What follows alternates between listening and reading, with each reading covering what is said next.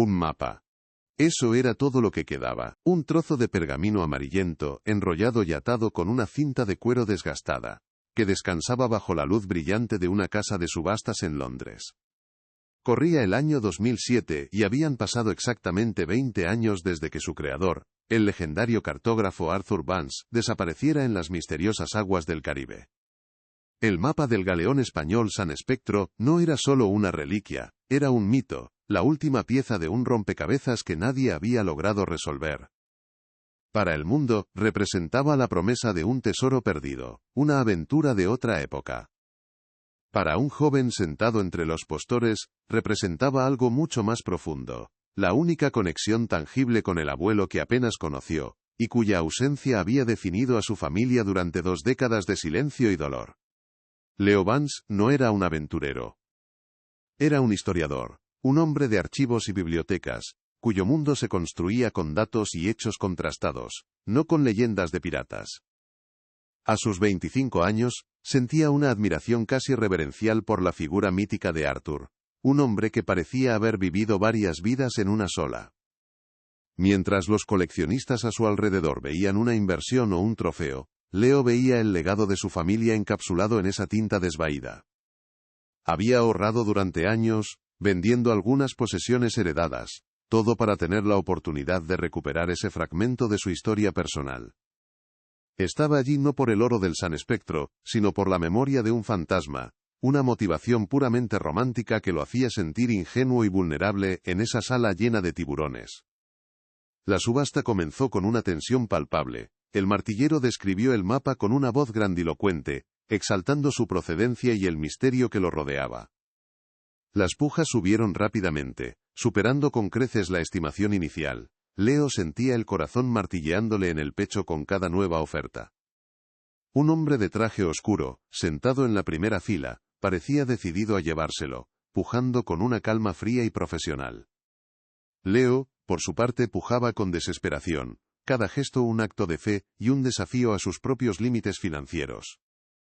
Finalmente, con un último esfuerzo que vació su cuenta bancaria, la sala quedó en silencio. El martillo cayó con un golpe seco y resonante.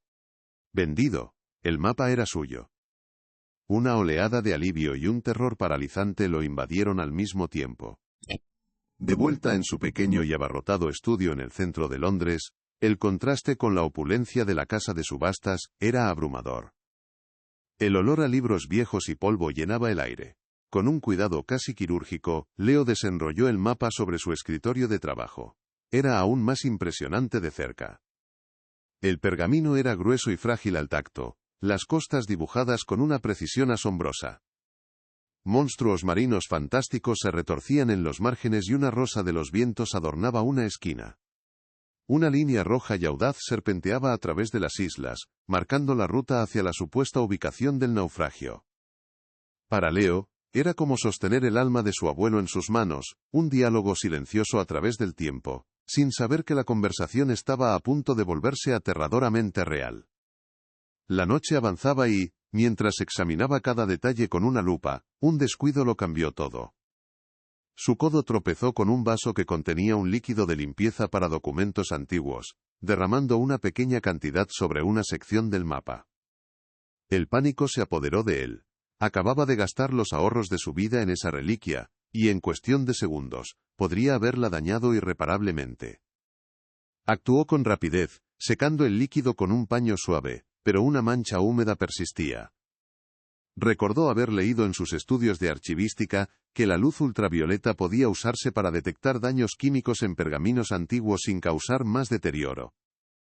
Era una técnica estándar para la conservación, un simple procedimiento de control de daños que estaba a punto de desvelar un secreto enterrado durante 20 años. Zoom a su cajón y sacó una pequeña lámpara de mano que emitía una luz negra. Una herramienta que solía utilizar para verificar la autenticidad de tintas en manuscritos medievales. Apagó la luz principal del estudio, sumiendo la habitación en una penumbra casi total. El único sonido era el de su propia respiración acelerada.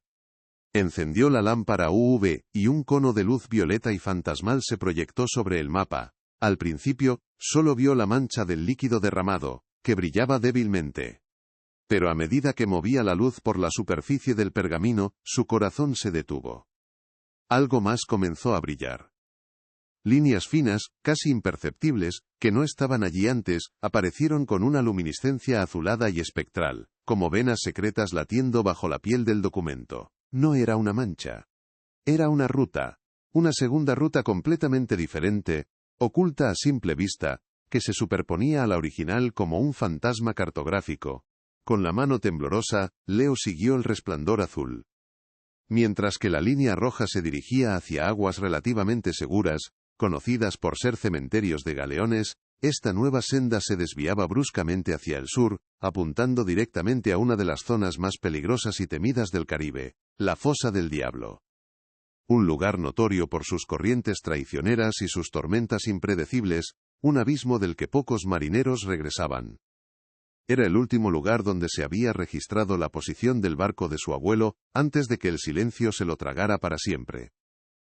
La piel se le erizó al comprender la terrible coincidencia. El verdadero shock llegó cuando dirigió la luz hacia el elaborado dibujo de la rosa de los vientos en la esquina inferior. Allí, integradas en el diseño con una caligrafía diminuta y elegante, brillaban unas palabras que helaban la sangre. No eran coordenadas ni instrucciones náuticas. Eran un mensaje, una advertencia desesperada escrita con una tinta invisible que solo ahora revelaba su secreto. La frase era corta, directa y devastadora. Si lees esto, no buscaron mi cuerpo. Leo tuvo que apoyarse en la mesa para no caer. El mapa que había comprado para honrar una leyenda de aventuras se había transformado ante sus ojos. Ya no era una guía hacia un tesoro perdido, sino la prueba de un crimen, el primer hilo del que tirar para desentrañar un asesinato. La revelación final se encontraba justo debajo, en una segunda línea que brillaba con la misma intensidad macabra. Sigue la tinta, no el oro. Confía solo en la sangre. En ese instante, la figura idealizada de su abuelo, el intrépido explorador perdido en el mar, se hizo añicos. Fue reemplazada por la imagen de un hombre acorralado, un hombre que sabía que iba a morir, y que utilizó su mayor habilidad, la cartografía, para dejar un último y críptico testamento. Arthur Vance no había sido víctima de una tormenta, había sido traicionado. El mapa no conducía a una fortuna, sino a la verdad. Para Leo, la búsqueda nostálgica había terminado de forma abrupta y brutal. La peligrosa obsesión por la justicia no había hecho más que empezar. El aire del estudio se volvió denso, pesado, casi irrespirable. Leo retrocedió un paso, tropezando con una pila de libros que se desparramó por el suelo, con un ruido sordo y polvoriento. El sonido apenas registró en su mente. Su mirada estaba clavada en las palabras azules que flotaban sobre el pergamino como una aparición. Si lees esto, no buscaron mi cuerpo. La frase se repetía en su cabeza, un eco macabro que ahogaba cualquier otro pensamiento. Sintió un frío glacial recorrerle la espalda, una sensación que no tenía nada que ver con la temperatura de la habitación. Era el frío de una tumba, el aliento helado de un secreto guardado durante 20 años. La lámpara ultravioleta cayó de su mano temblorosa, rodando por la mesa y proyectando sombras danzantes y púrpuras en las paredes, convirtiendo su santuario de conocimiento en una escena de crimen. Se apoyó contra una estantería, sintiendo las puntas de los lomos de los libros clavándose en su espalda.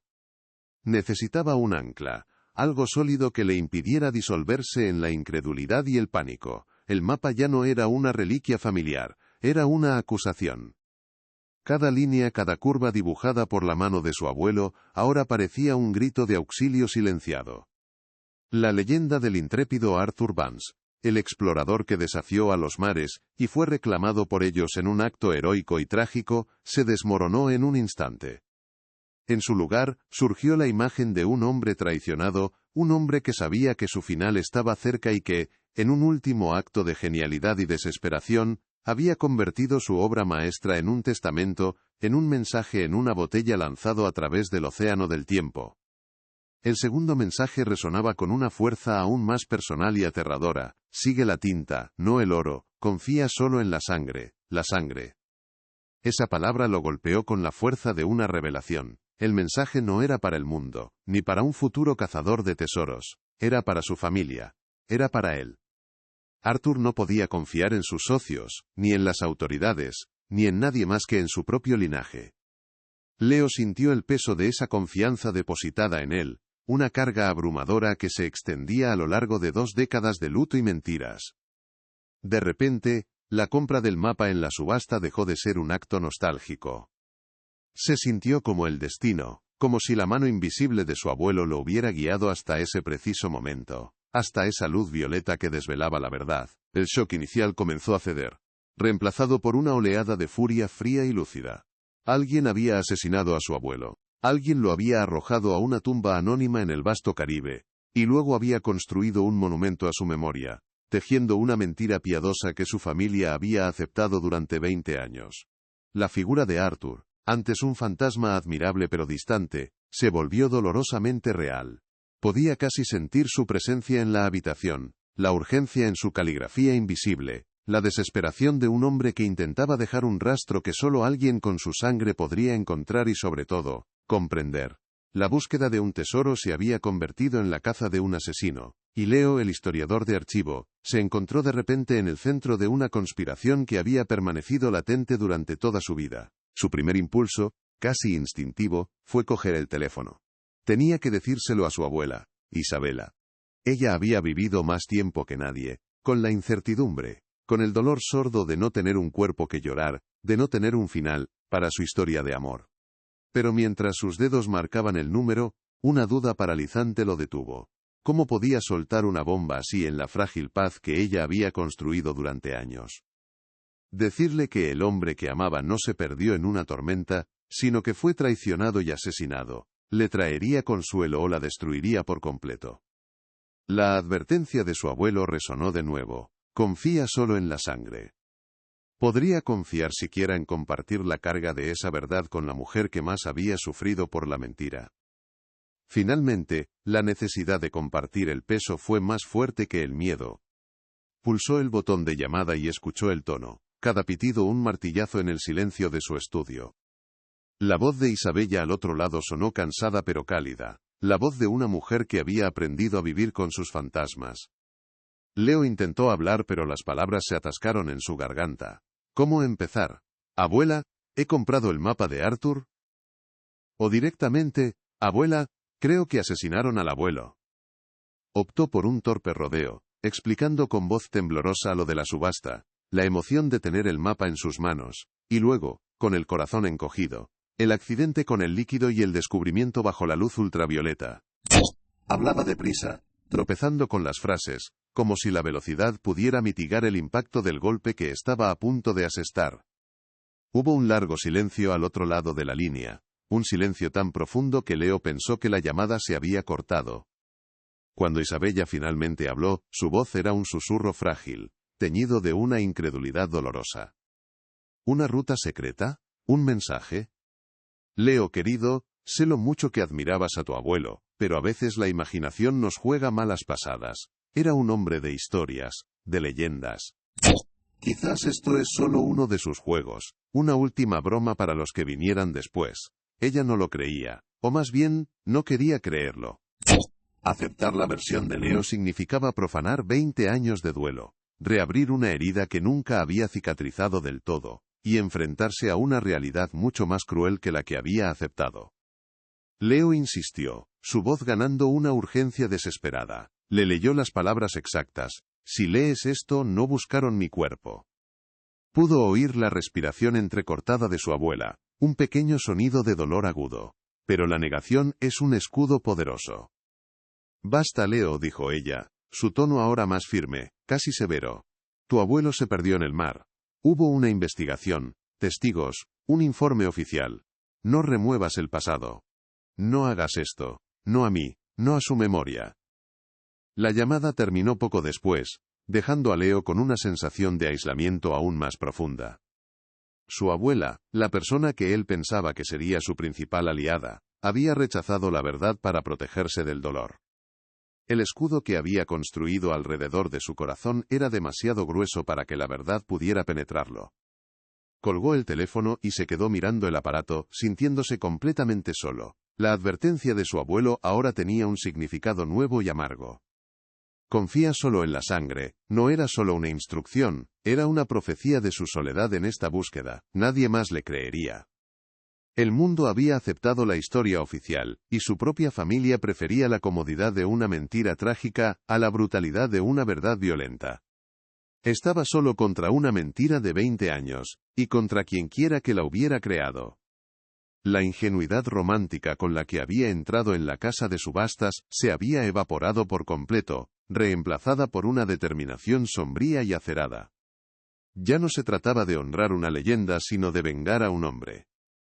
Se volvió hacia la mesa de trabajo donde el mapa seguía extendido. La luz de la calle que se filtraba por la ventana iluminaba débilmente el pergamino. Pero Leo ya no veía un objeto de arte ni una reliquia. Veía un pacto sellado con tinta y sangre. Un juramento silencioso entre un abuelo que se negó a desaparecer sin dejar rastro, y un nieto que se negaba a permitir que su asesino viviera en paz. Recogió la lámpara UV del suelo, la encendió de nuevo y observó cómo la ruta secreta y el mensaje desesperado volvían a brillar en la oscuridad. Eran su única guía, su única brújula en el viaje que estaba a punto de emprender.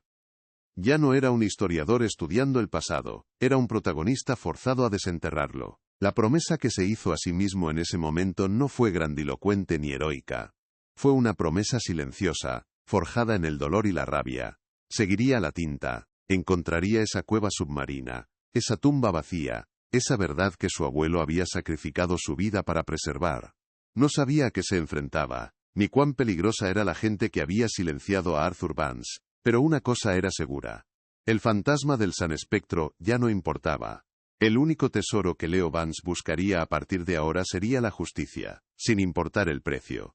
El mapa no era el final de la historia de su abuelo, era el principio de la suya. Y prometía ser una historia mucho más oscura y peligrosa. Pero esto era solo el comienzo de lo que estaba por venir. La verdad que Leo buscaba estaba enterrada bajo capas de poder y engaño, y desenterrarla tendría un coste que ni siquiera podía empezar a imaginar. Si te intriga este misterio tanto como a mí, asegúrate de darle a me gusta, comparte este vídeo con alguien a quien le apasione una buena historia, y suscríbete al canal activando las notificaciones para no perderte ni un solo detalle de esta increíble investigación. Déjame saber en los comentarios desde qué parte del mundo nos estás viendo. Y ahora, una pregunta para ti. ¿Qué harías en una situación así? ¿Crees que podrías soportar el peso de una verdad tan terrible que podría destrozar a tu familia? Para comprender la magnitud del descubrimiento de Leo, es necesario retroceder 20 años en el tiempo, a un mundo que aún creía en leyendas y tesoros perdidos. Arthur Vance no era solo un cartógrafo. Era un narrador de historias, un hombre cuyo carisma era tan magnético como las brújulas que diseñaba. En la primavera de 1987, el mundo de la exploración marítima estaba pendiente de su última y más ambiciosa empresa, la localización del San Espectro, un galeón español que, según los mitos, se había hundido con un tesoro de artefactos precolombinos de valor incalculable.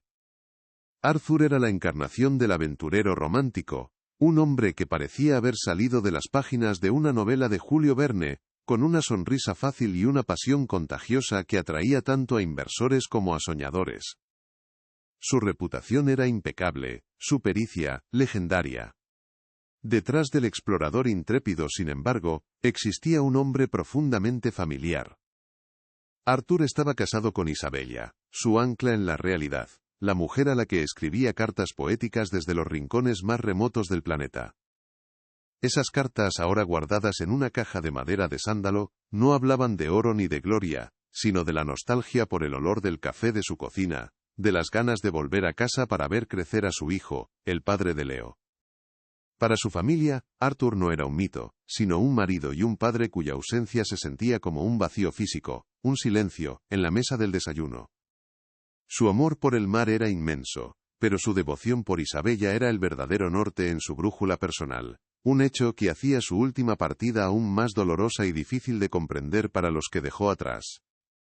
La expedición de junio de 1987 fue financiada por un consorcio de inversores liderado por Ricardo Morales, un empresario emergente y amigo cercano de Arthur. La comunicación con el barco de Vance, el Vagabundo, era constante, hasta que un día, simplemente cesó, Tras días de silencio angustioso, se inició una operación de búsqueda y rescate. Los informes meteorológicos confirmaron la formación de una tormenta tropical repentina y violenta justo en la zona de la Fosa del Diablo, donde se había registrado la última posición del barco. Semanas después, sin rastro de la tripulación ni de los restos del naufragio, la investigación oficial concluyó el caso. Arthur Vance y su equipo fueron declarados desaparecidos en el mar, presuntas víctimas de la furia de la naturaleza. Morales, visiblemente afectado, financió un monumento en la costa en honor a su valiente amigo, consolidando la narrativa de una muerte trágica y heroica. Para la familia Vance, la versión oficial fue una píldora amarga y difícil de tragar. La falta de un cuerpo, de un cierre definitivo, dejó una herida abierta que supuraba con el paso de los años. Isabella envejeció aferrada a los recuerdos y a las últimas cartas de su marido, en las que algunos de sus seguidores más tarde afirmarían haber notado un sutil cambio de tono, una creciente inquietud que ella, en su dolor, no pudo identificar en aquel momento. La leyenda de Arthur se convirtió en un tema tabú en la familia, una presencia fantasmal que se sentía en cada aniversario, en cada tormenta que azotaba la costa. El dolor se transformó en un silencio respetuoso, una aceptación resignada de que el mar, el gran amor de Arthur, también había sido su tumba, un misterio que se habían resignado a no resolver jamás. 20 años después, en 2007, el mundo era un lugar muy diferente, y Leo Vance era el producto de esa nueva era. Su vida transcurría entre las paredes silenciosas de archivos y bibliotecas de Londres, un universo de hechos verificables y datos contrastados.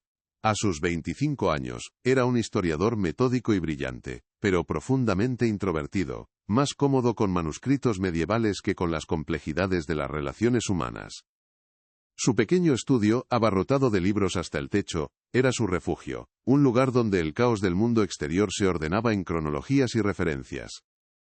La figura de su abuelo era para él un objeto de estudio fascinante, una leyenda familiar que admiraba desde una distancia segura y académica, sin comprender realmente la pasión visceral que lo impulsaba. La conexión de Leo con Arthur era puramente intelectual, casi mitológica.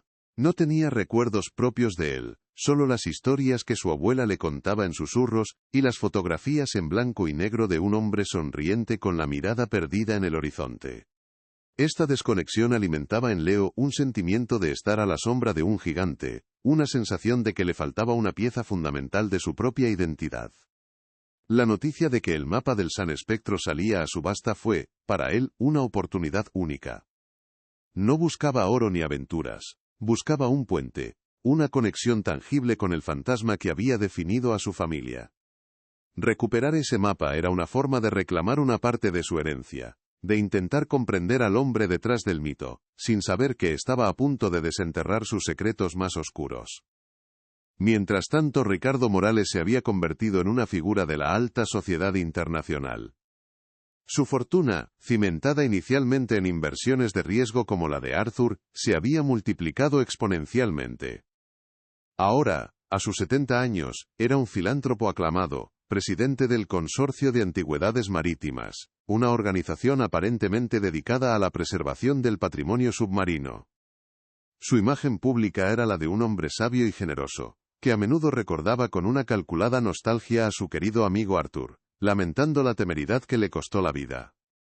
Nadie sospechaba que detrás de esa fachada de respetabilidad se escondía un hombre cuya paciencia era tan profunda como su crueldad, un maestro de la manipulación que había construido un imperio sobre los cimientos de una mentira de 20 años. La aparición del mapa en la Casa de Subastas de Londres fue un evento que sacudió el exclusivo mundo de los coleccionistas de reliquias. Para la mayoría, era una oportunidad de poseer una pieza de historia, un símbolo de la era dorada de la búsqueda de tesoros. Para Isabella Vance, la noticia fue como reabrir una vieja cicatriz, un doloroso recordatorio de todo lo que había perdido. Para Ricardo Morales, representaba un riesgo imprevisto, un cabo suelto que creía hundido para siempre en el fondo del Caribe. Y para Leo, era el comienzo de una peregrinación personal, un acto de devoción nostálgica. Ninguno de ellos podía imaginar que ese trozo de pergamino amarillento no era un final, sino un detonador, a punto de provocar una explosión que destruiría el pasado, y pondría en peligro mortal el futuro de todos. La vida de Leo Vance, en los meses previos a la subasta, era un estudio de quietud y orden. Su universo se circunscribía a las paredes del archivo de la universidad, un laberinto silencioso donde el tiempo se medía en el amarillear del papel y el olor a polvo y cuero.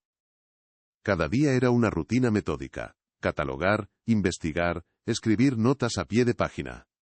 Su fascinación por la historia era genuina, pero también era un refugio, una forma de imponer una lógica comprensible al caos del pasado. Se sentía más cómodo dialogando con las voces de los muertos a través de sus escritos que enfrentando las complejidades del presente.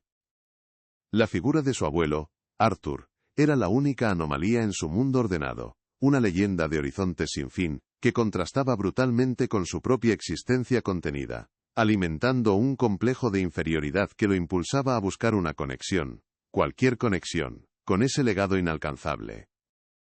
Mientras tanto, a miles de kilómetros de distancia, en una tranquila casa junto a la costa de Cornualles, Isabella Vance vivía rodeada de los fantasmas de su marido. Su hogar era un museo dedicado a su memoria, con fotografías de Arthur sonriendo en lugares exóticos adornando cada pared. En su mesita de noche, la caja de sándalo que contenía sus últimas cartas, seguía siendo un objeto sagrado y doloroso. La abría solo en los aniversarios, releyendo las palabras que eran a la vez un consuelo y una tortura.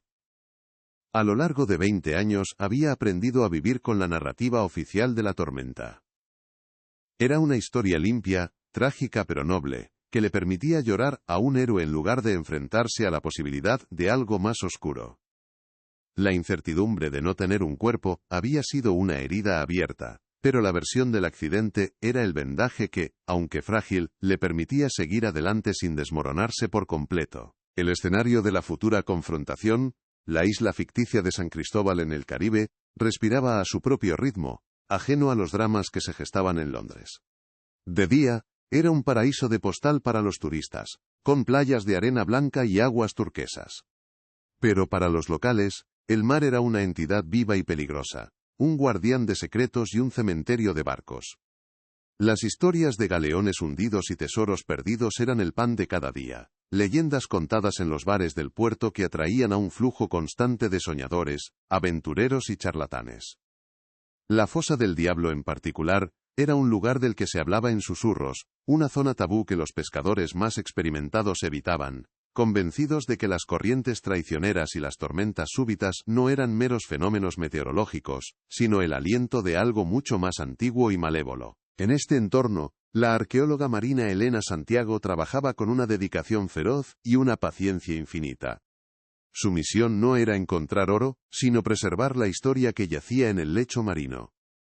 Dirigía un pequeño pero respetado instituto local, luchando constantemente por conseguir financiación y por proteger los yacimientos de los cazatesoros que, en su codicia, destruían siglos de patrimonio por un puñado de monedas. Era pragmática, escéptica, y había desarrollado una coraza de cinismo contra los hombres que llegaban a San Cristóbal, con mapas viejos y ojos llenos de fantasía. Para ella, el mar no era un cofre del tesoro, sino un archivo frágil, y cada naufragio era un capítulo de la historia humana que merecía ser leído con respeto y rigor científico, no saqueado por la vanidad de los buscadores de gloria. En uno de los bares más antiguos y destartalados del puerto, un hombre observaba este desfile de extranjeros con ojos cansados y una memoria demasiado larga. Era Jean-Pierre Dubois, el inspector de policía retirado que había estado a cargo del caso de Arthur Vance en 1987. Ahora, regentaba un pequeño local que olía a ron y a nostalgia, sirviendo copas a los marineros y escuchando sus historias. El caso Vance era la única espina que le quedaba clavada. Recordaba la presión para cerrarlo, las llamadas desde la capital, la sensación de que la versión oficial de la tormenta era demasiado conveniente, demasiado simple. Nunca tuvo pruebas, solo una persistente sensación de que algo no encajaba. Un detalle olvidado sobre un yate de lujo visto en la zona en los días posteriores a la desaparición. Un detalle que había archivado en su mente junto con otras injusticias sin resolver. Al mismo tiempo, en un ático de Ginebra con vistas al lago, Ricardo Morales pulía su imagen de filántropo y custodio del patrimonio.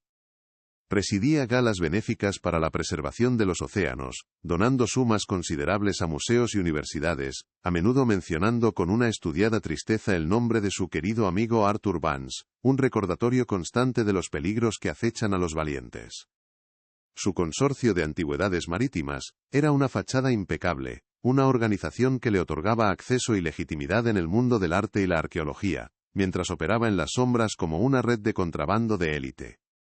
Morales era un maestro de la paciencia, había esperado 20 años a que el pasado se desvaneciera, convencido de que los secretos, como los tesoros, estaban más seguros cuando se hundían en las profundidades del olvido. La noticia de que el mapa del San Espectro saldría a subasta en Londres, se propagó como una onda expansiva silenciosa a través de estos mundos dispares.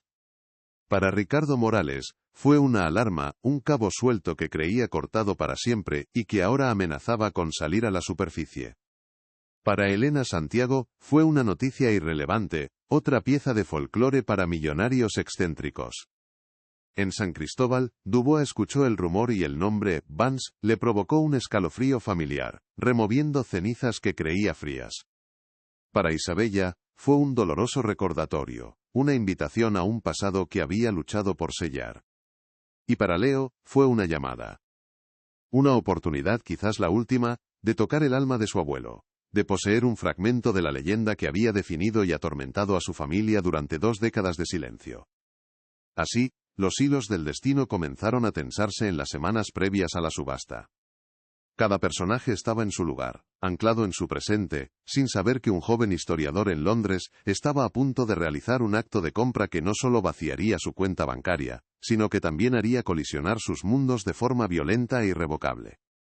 El clima inicial no era de paz, sino de una calma tensa, la quietud que precede a la tormenta. Era un mundo de duelos no resueltos, de mentiras consolidadas y de verdades sumergidas, todas esperando pacientemente a que la luz adecuada, en el momento preciso, las hiciera brillar de nuevo, revelando los monstruos que se escondían justo debajo de la superficie del mapa. Con la determinación endurecida por la incredulidad de su abuela, Leo se sumergió en la única disciplina que conocía, la investigación metódica. Pasó las siguientes 48 horas sin apenas dormir, con el mapa extendido bajo una luz de conservación, transformando su estudio en un laboratorio forense improvisado. Su primer paso fue puramente geográfico. Trazó la ruta secreta, la que brillaba con una luz azul espectral, sobre las cartas náuticas más detalladas del Caribe que pudo encontrar. La línea roja, la oficial, conducía a una zona relativamente explorada, conocida por ser un cementerio de galeones. Pero la línea azul, la de la verdad, se desviaba implacablemente hacia el sur, adentrándose en la fosa del diablo, un abismo oceánico del que las leyendas locales decían que nada ni nadie regresaba. La coincidencia era demasiado precisa, demasiado aterradora para ser una casualidad. Era el lugar exacto donde, el vagabundo, había enviado su última transmisión. A continuación, su atención se centró en la propia tinta. Como historiador especializado en manuscritos, poseía el equipo necesario para un análisis no invasivo. Bajo el microscopio digital, la tinta invisible reveló su naturaleza. No era una sustancia orgánica simple. Era un compuesto a base de galato de hierro con un aditivo fosforescente, una mezcla que requería ciertos conocimientos de química para ser elaborada. Recordó vagamente una anécdota de su abuela. Arthur en su juventud, había sido un apasionado de la química, fascinado por los códigos y los mensajes secretos. En ese momento, la genialidad de su abuelo lo golpeó con una fuerza abrumadora. No era un simple mensaje, era una firma, una prueba de autoría tan personal e inconfundible como una huella dactilar, diseñada para resistir el paso del tiempo y el agua salada, esperando pacientemente ser descubierta. Armado con esta certeza, Leo se dirigió a los archivos marítimos nacionales en Greenwich. Se sumergió en los informes oficiales de la desaparición de 1987, documentos fríos y burocráticos encuadernados en carpetas de color gris. Leyó los testimonios de Ricardo Morales, que describía a Arthur como un hombre brillante pero temerario, casi insinuando que su ambición lo había llevado a su perdición. Estudió los informes meteorológicos que hablaban de una tormenta tropical de formación súbita y violencia inusitada. Cada palabra oficial, cada frase pulcramente mecanografiada, parecía una capa más de tierra sobre la tumba de la verdad. La frase de su abuelo, "no buscaron mi cuerpo", resonaba en el silencio polvoriento del archivo, no como una súplica, sino como una acusación directa contra la historia que tenía delante. Fue entonces cuando encontró la primera grieta en la narrativa oficial. Enterrado en los apéndices del informe, había un registro de comunicaciones de un buque de carga panameño, el Estrella del Sur, que había cruzado una ruta paralela a unos 80 kilómetros de la Fosa del Diablo en la misma noche de la supuesta tormenta. Su capitán había registrado en la bitácora vientos de fuerza 6 y chubascos moderados, pero nada que se pareciera a un ciclón tropical. Para un historiador acostumbrado a cotejar fuentes, la discrepancia era flagrante. Una tormenta capaz de hundir un barco de exploración moderno sin dejar rastro, no podía ser un evento tan localizado. Por primera vez, Leo tenía una prueba externa, un hecho tangible que sugería que la versión oficial no era solo incompleta, sino deliberadamente falsa. Una oleada de vindicación y furia lo recorrió. La conclusión fue inmediata y visceral: las respuestas no estaban en Londres. Estaban al final de esa línea azul, en el corazón del Caribe. La decisión de ir supuso un sacrificio personal inmenso.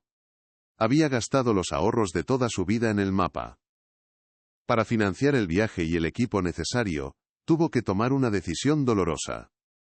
Pasó una tarde en una librería de anticuario de Charing Cross Road, vendiendo una colección de primeras ediciones de Atlas del siglo XVII que había heredado de su padre. Cada libro que entregaba se sentía como desprenderse de una parte de sí mismo, de su identidad como académico. Pero mientras el dinero contante y sonante llenaba su bolsillo, comprendió que estaba intercambiando el estudio del pasado por la oportunidad de cambiar su presente. Ya no era un observador, se estaba convirtiendo en un participante. El aterrizaje en el pequeño aeropuerto de la isla de San Cristóbal fue un asalto a los sentidos. El calor húmedo y denso lo golpeó como una pared en cuanto salió del avión, un contraste brutal con el frío y gris Londres que había dejado atrás. El aire olía a sal, a flores exóticas y a combustible diésel. El mundo parecía saturado de color. El azul imposible del mar. El verde exuberante de la vegetación que cubría las colinas y los tonos pastel de las casas del puerto. Se sintió inmediatamente fuera de lugar, un pálido erudito con ropa demasiado formal en un mundo vibrante y crudo. Mientras un taxi destartalado lo llevaba por carreteras sinuosas hacia la ciudad portuaria, una sensación de vulnerabilidad se apoderó de él. Los secretos que buscaba estaban enterrados aquí, y este paraíso de postal ya se sentía peligrosamente hostil. Su primer objetivo en la isla era encontrar a alguien que pudiera llevarlo a la Fosa del Diablo. Alguien que conociera esas aguas traicioneras mejor que cualquier carta náutica. Su investigación en Londres había señalado un nombre: Elena Santiago, directora del Instituto de Arqueología Marina de San Cristóbal. La encontró en su oficina, un espacio abarrotado de mapas, artefactos recuperados y equipos de buceo. Era una mujer de unos 30 y tantos años, con la piel curtida por el sol, y una mirada directa y escéptica. Leo intentó explicar su propósito, pero ella lo interrumpió antes de que pudiera terminar. Lo catalogó al instante como otro soñador, otro cazador de tesoros con una historia fantástica. Señor Vance, dijo con un tono cansado, recibo a 3 como usted cada semana. El mar no guarda tesoros de leyenda, solo tragedias muy reales. A pesar de la fría recepción, Leo persistió. Cambió de táctica, apelando a su lado académico en lugar de al aventurero. No mencionó el asesinato ni la tinta invisible, consciente de la advertencia de su abuelo. En su lugar presentó el mapa como un objeto de estudio cartográfico, señalando la ruta oficial y describiendo la segunda como una posible anomalía hidrográfica que quería investigar por su valor histórico. Desplegó sus credenciales universitarias, habló de técnicas de datación de pergaminos y de análisis de tintas. Su enfoque metódico y la ausencia de la típica fiebre del oro parecieron desarmar ligeramente a Elena. Aunque su escepticismo no desapareció, una chispa de curiosidad profesional apareció en sus ojos. De acuerdo, dijo finalmente, cruzándose de brazos. Muéstreme sus cartas. Pero no espere milagros. Aquí, el mar siempre tiene la última palabra. En el laboratorio de Elena, un espacio funcional y aséptico que olía a ozono y a neopreno, el mapa de Arthur Vance parecía un artefacto de otro tiempo. Leo lo desenrolló con un cuidado reverencial sobre una mesa de acero inoxidable, bajo la luz blanca y fría de las lámparas fluorescentes. El contraste con su estudio londinense, lleno de la calidez de la madera y el papel viejo, era absoluto. Elena se inclinó sobre el pergamino, no con la emoción de un cazador de tesoros, sino con la mirada crítica de un cirujano examinando a un paciente. Con una pinza, levantó una esquina, observó la textura y el grosor del material, y asintió con un respeto a regañadientes. La cartografía es impecable, admitió, su voz desprovista de cualquier entusiasmo. Quienquiera que fuera tu abuelo, conocía las corrientes de esta zona mejor que muchos capitanes que navegan por aquí hoy en día. Esto no es fantasía, es ciencia.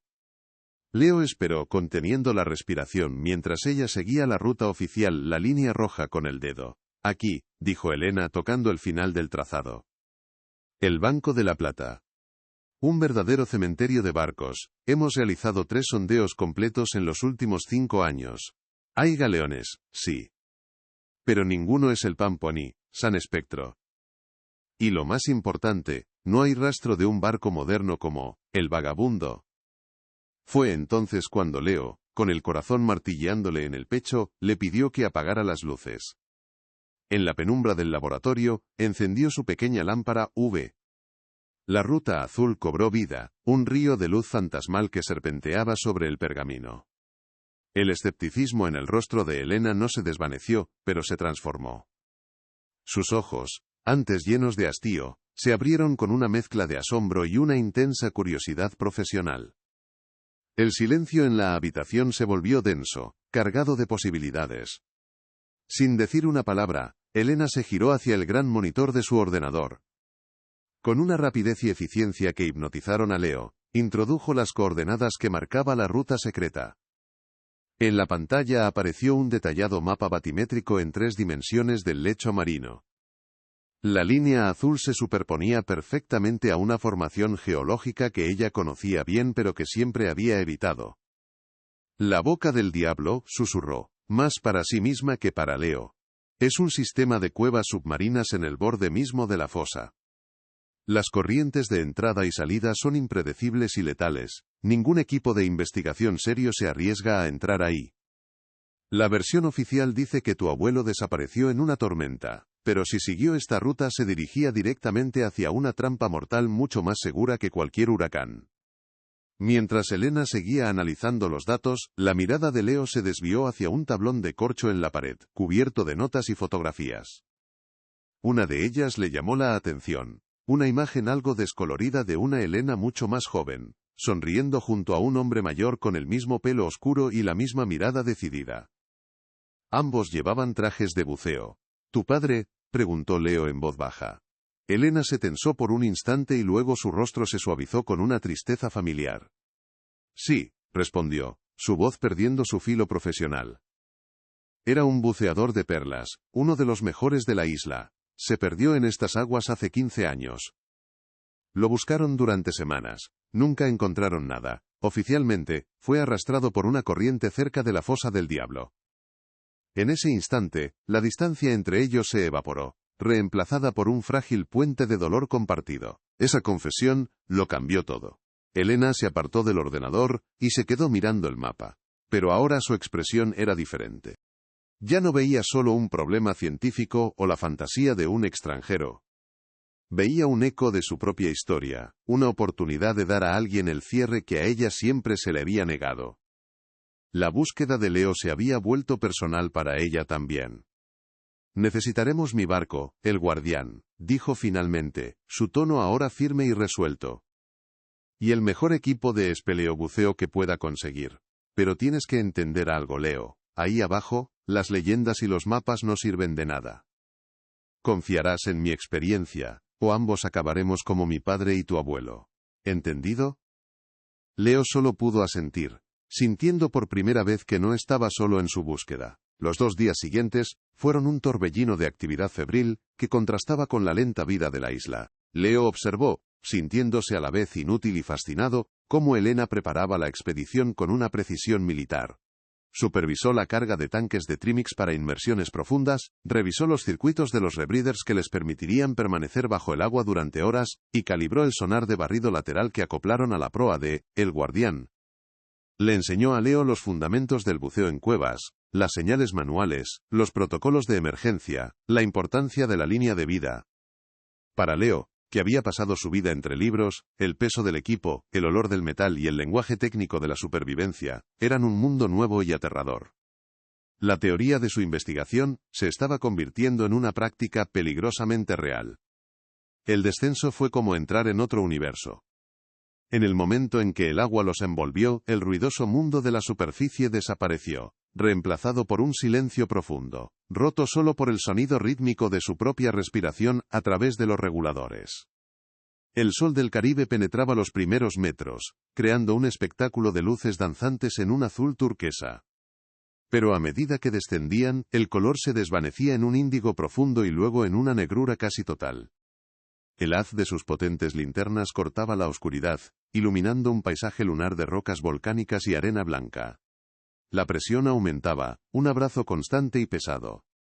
Elena se movía con una gracia fluida, como si hubiera nacido allí, mientras Leo luchaba por controlar el asombro y un creciente nudo de miedo en el estómago. Estaban siguiendo un rastro de tinta invisible hacia el corazón de la nada. Fue entonces cuando el sonar, montado en el pequeño vehículo de propulsión submarina que los guiaba, emitió un pitido agudo y constante, una anomalía. No era la forma irregular de una formación rocosa natural, sino algo más definido, casi geométrico. Se acercaron con cautela, sus luces convergiendo en un punto de la pared del cañón submarino. Al principio, parecía solo una sombra más oscura que las demás. Pero a medida que la iluminaban, la forma se hizo clara. Era la entrada a una cueva, oculta tras un velo de gorgonias.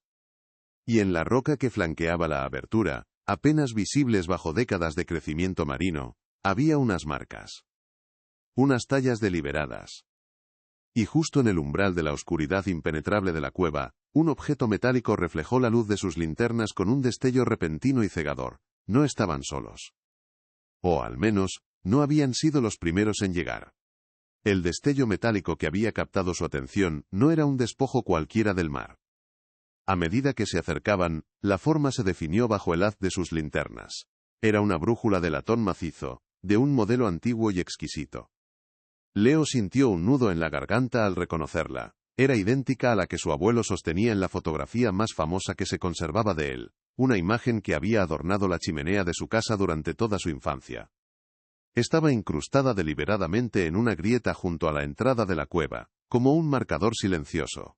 Elena pasó sus dedos enguantados sobre las tallas en la roca. No eran naturales. Formaban un patrón reconocible, una constelación de estrellas del hemisferio sur. Cetus, susurró ella a través del comunicador, su voz teñida de asombro. El monstruo marino. Tu abuelo no solo encontró este lugar, lo marcó. Esto no es una tumba, es un santuario. Con una mezcla de pavor y reverencia, se adentraron en la boca de la cueva, un túnel oscuro que parecía tragarse la luz. La línea de vida que Elena había asegurado en el exterior, era su única conexión con el mundo de los vivos. El espacio interior se abría en una cámara sorprendentemente grande, un domo de roca volcánica suspendido en un silencio eterno y profundo. Sus linternas barrieron las paredes, revelando un escenario que helaba la sangre. En el centro de la caverna, alguien había apilado rocas planas para formar un túmulo funerario improvisado. Sobre la losa superior, grabado con una herramienta afilada, estaba el nombre, Arthur Vance. Leo se preparó para lo peor, para el inevitable encuentro con los restos de su abuelo. Pero cuando Elena con una delicadeza infinita retiró la losa superior, no encontraron huesos. En su lugar, protegida del agua y del tiempo, había una caja metálica sellada, grande y pesada. El corazón de Leo dio un vuelco, no de alivio, sino de una confusión abrumadora. De vuelta en la superficie, a bordo de El Guardián, la tensión era tan densa, que se podía cortar con un cuchillo. El sol del Caribe parecía una burla cruel frente a la oscuridad que habían traído consigo desde las profundidades. Con las manos temblorosas, Leo forzó los cierres oxidados de la caja. Un olor a aire viciado, a cuero y a mar antiguo escapó del interior. Dentro, perfectamente conservados, estaban los instrumentos personales de cartografía de su abuelo. Un sextante, un juego de compases de precisión, y debajo de todo, un diario de bitácora encuadernado en cuero. La primera página era una carta, escrita con la caligrafía elegante y firme de Arthur. No estaba dirigida a las autoridades ni a un futuro rescatador.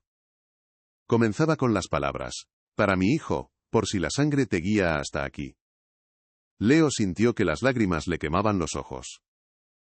Estaba leyendo las últimas palabras de su abuelo, un testamento escrito en el umbral de la muerte. Mientras Elena pilotaba el barco de vuelta a un fondeadero aislado, Leo comenzó a leer el diario en voz alta, y cada palabra era un martillazo contra la mentira que había durado 20 años. Arthur detallaba cómo su expedición había sido un éxito rotundo. Habían localizado el San Espectro, mucho antes de lo previsto.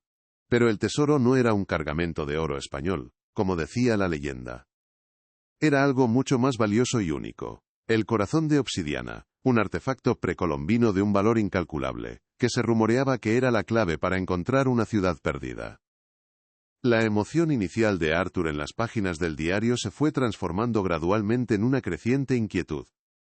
La codicia en los ojos de su socio, Ricardo Morales, se había vuelto demasiado evidente, demasiado peligrosa. La camaradería de la expedición se estaba pudriendo desde dentro. El diario se convirtió entonces en la crónica de una traición. Morales, junto a un equipo de mercenarios que había infiltrado en la tripulación, reveló su verdadero plan. No entregarían el artefacto a las autoridades ni a los museos. Lo venderían en el mercado negro a un comprador anónimo, por una suma que podría fundar un imperio. Arthur se negó en rotundo. Él era un explorador, no un ladrón de tumbas. Su negativa fue su sentencia de muerte.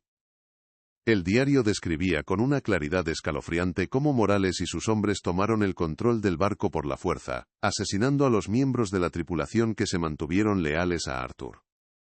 Lo encerraron en su camarote, dándole unas horas para reconsiderar su postura, unas horas que Arthur, sabiendo que su final era inevitable, utilizó no para rendirse, sino para contraatacar desde la tumba. En esas horas desesperadas, Arthur Vance llevó a cabo su último y más brillante acto de cartografía. Modificó el mapa del San Espectro, creando una obra maestra de engaño. La Ruta Roja, la visible, era una elaborada farsa diseñada para Morales, llevándolo a un área plausible pero vacía, asegurándose de que nunca encontrara el verdadero naufragio. Y debajo, con la tinta invisible que había perfeccionado en su juventud, dibujó la verdad. La ruta a la cueva, el mensaje de advertencia y la ubicación de su diario. Fue un acto de fe, una botella lanzada al océano del tiempo con la esperanza de que un día, alguien de su propia sangre, alguien que no buscara el oro sino la verdad, tuviera la inteligencia y la luz adecuadas para leer su confesión póstuma. Fue su venganza, un legado de tinta y justicia. El alcance de la conspiración se hizo entonces terriblemente claro. Arthur había escrito el nombre de la organización de Morales, una entidad que en 1987 era solo un proyecto pero que ahora era mundialmente conocida. El Consorcio de Antigüedades Marítimas. El diario lo describía como una fachada, una red criminal de élite disfrazada de filantropía, dedicada al saqueo y contrabando de los tesoros más valiosos del mundo. Elena palideció al oír el nombre. El consorcio era uno de los principales donantes de su instituto, financiando expediciones y ganándose una reputación impecable en la comunidad arqueológica. La serpiente no solo estaba en el paraíso, había financiado la construcción del jardín, eran intocables, protegidos por capas de dinero, poder e influencia política. De repente su enemigo ya no era un simple asesino, sino un imperio criminal global. Para Leo, la revelación fue devastadora, y, a la vez, liberadora. El fantasma de su abuelo, el aventurero romántico perdido en el mar, fue reemplazado por la imagen de un hombre real, un héroe trágico, que había luchado hasta el último aliento para exponer a sus verdugos. El dolor por su pérdida se mezcló con un orgullo feroz y una rabia fría y decidida. Ya no se trataba solo de honrar una memoria. Se trataba de terminar una guerra que su abuelo había comenzado 20 años atrás. Elena, por su parte, miró el diario y luego a Leo. y su expresión de escepticismo profesional se había transformado en una determinación de acero. «Esto es más grande que tu abuelo, Leo», dijo, su voz grave. «Esto es por todos los tesoros que han robado, por toda la historia que han borrado. Estoy contigo, hasta el final». Sin embargo, no sabían que su incursión en la fosa del diablo ya había activado las alarmas. Un pescador local, uno de los muchos informantes a sueldo de la red de Morales en la isla, había visto al guardián merodeando por la zona prohibida, y había hecho una llamada. La noticia subió rápidamente por la cadena de mando hasta un ático en Ginebra. Ricardo Morales, ahora un anciano de aspecto venerable, escuchó el informe por teléfono, y sus ojos, que el mundo veía como amables y filantrópicos, se volvieron duros como el hielo. Un cabo suelto que creía hundido para siempre había salido a la superficie. La orden que dio a su jefe de seguridad en San Cristóbal fue concisa y brutal. «El nieto ha encontrado el diario. Recuperadlo. No dejéis testigos. Haced que parezca un accidente». La cacería había comenzado. Esa misma noche, mientras Leo transcribía febrilmente las páginas del diario en su ordenador portátil y Elena planificaba cómo sacar la información de la isla de forma segura, el olor a gas llenó sutilmente la cabina de El Guardián. Fue la intuición de Elena, el instinto de una vida en el mar, lo que lo salvó. «¡Fuera, ahora!», gritó, empujando a Leo hacia la cubierta. Apenas habían saltado al muelle cuando una explosión sorda sacudió el barco, seguida de una llamarada que iluminó la noche. El fuego se extendió rápidamente por la estructura de madera y fibra de vidrio. No había sido un accidente. Había sido un intento de asesinato, torpe pero inequívoco. Lo habían perdido casi todo: el equipo, su único medio de transporte, su refugio. Pero mientras las llamas devoraban el barco, Leo se aferraba a dos cosas: el mapa original y el diario de su abuelo. De pie en la oscuridad del muelle, observando cómo su última conexión con la seguridad se convertía en cenizas, la magnitud de su situación los golpeó con la fuerza de un huracán. Ya no eran historiadores ni arqueólogos en busca de la verdad, eran fugitivos, marcados para morir por una organización sin rostro y con recursos ilimitados. El diario que Leo sostenía ya no era solo una prueba, era su sentencia de muerte y al mismo tiempo, su única arma. En una isla donde la influencia de Morales llegaba a todas partes, no podían confiar en la policía ni en las autoridades. Estaban solos, expuestos y cazados. Su única esperanza residía en encontrar a la única persona que, según el diario de Arthur, había sospechado de la versión oficial desde el principio: un inspector de policía retirado llamado Jean-Pierre Dubois. La pregunta ya no era qué había pasado, sino si vivirían lo suficiente para contarlo. El humo acre de la explosión todavía flotaba en el aire salado de la noche, una columna oscura que se elevaba hacia un cielo indiferente y estrellado. Leo y Elena corrían por los callejones laberínticos del puerto, manteniéndose en las sombras, cada crujido de una persiana, cada ladrido lejano de un perro, un latigazo de adrenalina en sus nervios. El calor tropical, que antes había sido opresivo, ahora se sentía gélido. Ya no eran un historiador y una arqueóloga, eran presas. La destrucción de El Guardián no había sido solo un ataque, había sido una declaración. El consorcio sabía que estaban allí, y no se detendría ante nada para silenciarlos. En la mano de Leo, la carpeta de cuero que contenía el mapa y el diario de su abuelo, se sentía a la vez como un ancla y como una brújula. Era la causa de su persecución y, al mismo tiempo, su única esperanza de supervivencia. Su destino inmediato dependía de encontrar un fantasma del pasado, un policía retirado llamado Jean-Pierre Dubois. El bar de Dubois, la Sirène Fatiguée, era exactamente el tipo de lugar donde los secretos van a morir. Enclavado en una callejuela olvidada cerca de los muelles de carga, el local apestaba a ron barato, a desesperación y a la salitre que se filtraba por las paredes desconchadas. La luz amarillenta y sucia de un único neón parpadeante apenas iluminaba el interior, revelando un puñado de almas perdidas encorvadas sobre sus vasos. Encontraron a Dubois detrás de la barra, un hombre cuya cara era un mapa de arrugas y decepciones, moviéndose con la lentitud de alguien que había renunciado al mundo hace mucho tiempo. Sus ojos, nublados por el alcohol y el cansancio, los barrieron sin interés, catalogándolos como otra pareja de turistas perdidos o de soñadores, a punto de estrellarse contra la dura realidad de la isla. Para él, eran solo más ruido en una vida que anhelaba el silencio. Leo se acercó a la barra, con el corazón martillándole contra las costillas. Elena se mantuvo un paso por detrás, vigilando la entrada, su cuerpo tenso, y listo para reaccionar. «Buscamos a Jean-Pierre Dubois», dijo Leo, su voz sonando extrañamente formal en aquel antro de desolación. El hombre se secó las manos en un trapo sucio, y los miró con una mezcla de hastío y curiosidad.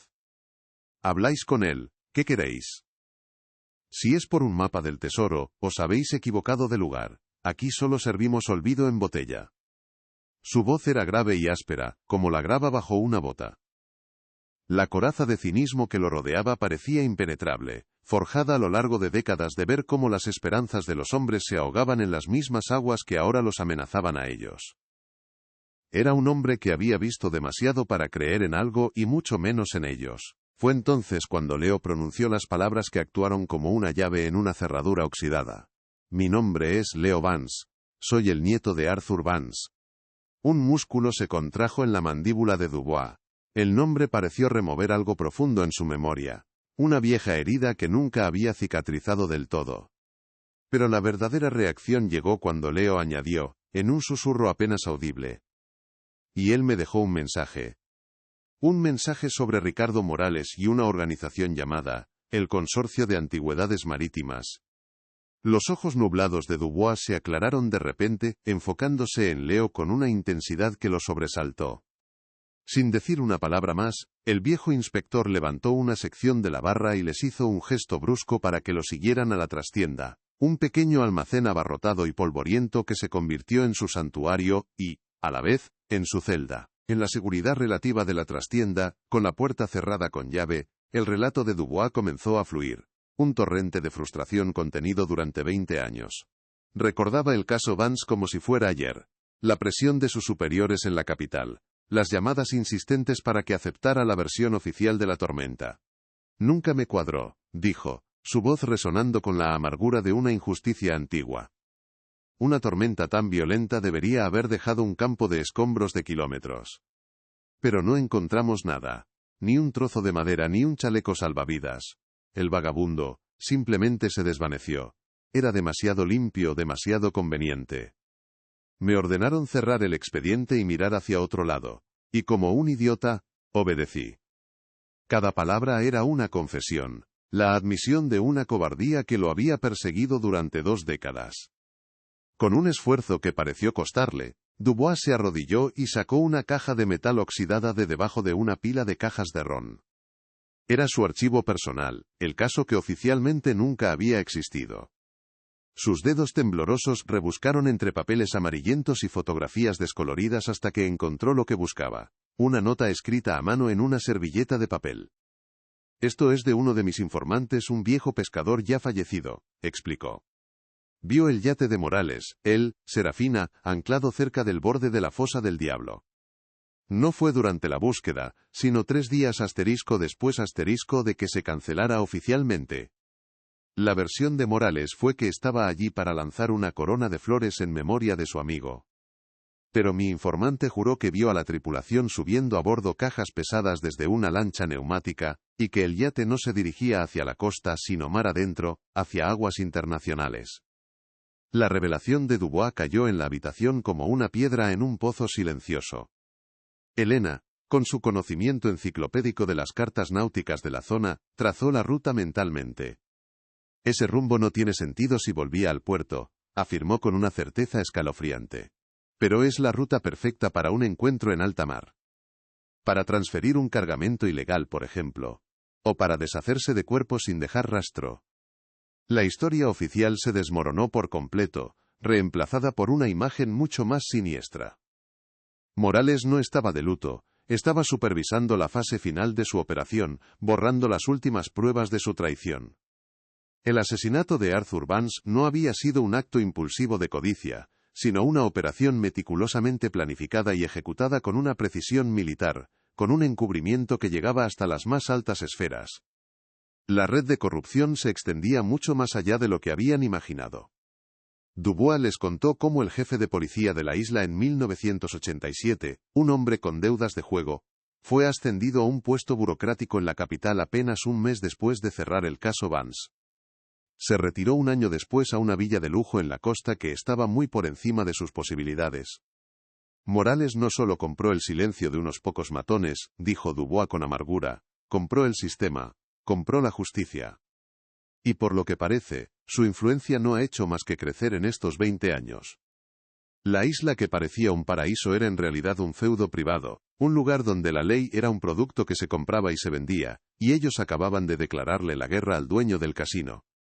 Su situación era infinitamente más peligrosa de lo que habían pensado. Mientras la desesperación amenazaba con engullirlos, Leo encontró un nuevo hilo del que tirar. Releyendo febrilmente el diario de su abuelo a la luz de una lámpara de aceite, sus ojos se detuvieron en una entrada que antes le había parecido secundaria. Arthur mencionaba haber enviado un paquete de seguridad a su abogado en Londres, un viejo amigo de la universidad, justo antes de zarpar. El paquete, según sus palabras, contenía copias notariadas de mi acuerdo de expedición con Morales, los manifiestos de carga originales que detallaban el verdadero objetivo, el corazón de obsidiana, y una declaración jurada de mis sospechas sobre sus intenciones. No era una prueba del asesinato, pero era un rastro documental, una prueba del móvil que podía destrozar la reputación de Morales, y demostrar que la expedición era una farsa desde el principio. Una pieza del rompecabezas que el consorcio no sabía que existía. Justo cuando una chispa de esperanza se encendía, el sonido de un motor a baja velocidad rompió el silencio de la noche. A través de una rendija en la ventana sucia, vieron un coche de la policía local avanzando lentamente por el callejón. No llevaba las luces puestas, moviéndose como un depredador en la oscuridad. El oficial del asiento del copiloto miró directamente hacia la entrada del bar, su rostro iluminado por un instante por la luz de un teléfono móvil. No estaban buscando al azar. Sabían dónde estaban. La red se estaba cerrando. El bar de Dubois, su único refugio, se había convertido en una trampa. El tiempo se les había acabado. La influencia de Morales era tan vasta y tan inmediata que cualquier movimiento que hicieran era detectado casi al instante. Estaban atrapados en una isla que ahora era su prisión. Con una energía que Leo no creía que poseyera, Dubois apagó la lámpara y los empujó hacia una trampilla oculta bajo una alfombra raída. «Hay un túnel que lleva a los viejos muelles de contrabando», susurró con urgencia. «Conozco a un hombre, un pescador de langostas llamado Mateo. Me debe la vida. Es el único en esta isla que no trabaja para Morales. Puede sacaros de aquí antes del amanecer». El viejo inspector, que parecía haber renunciado a todo, había encontrado en ellos una última oportunidad de redención, una forma de corregir el error que lo había atormentado durante 20 años. Su misión había escalado de forma vertiginosa. Ya no se trataba solo de exponer un asesinato, sino de una huida desesperada por sus vidas, una carrera contra una organización criminal que controlaba cada salida. Su único objetivo ahora era sobrevivir a la noche, escapar de la isla y llegar a Londres para desenterrar el último secreto de Arthur Vance. El aire en la trastienda se volvió denso, irrespirable, cargado con el hedor a ron viejo y el polvo de décadas de olvido. Dubois no dudó. Con un gruñido que era parte esfuerzo y parte desafío, levantó la pesada trampilla de madera, revelando un abismo de oscuridad que parecía exhalar un aliento fétido y húmedo, el olor a tierra mojada y a secretos enterrados. «Idos, ahora», siseó empujando a Leo hacia la abertura. Desde el bar, llegó el sonido inconfundible de una puerta siendo derribada, seguido de gritos y el estrépito de cristales rotos. No había tiempo para pensar, solo para obedecer.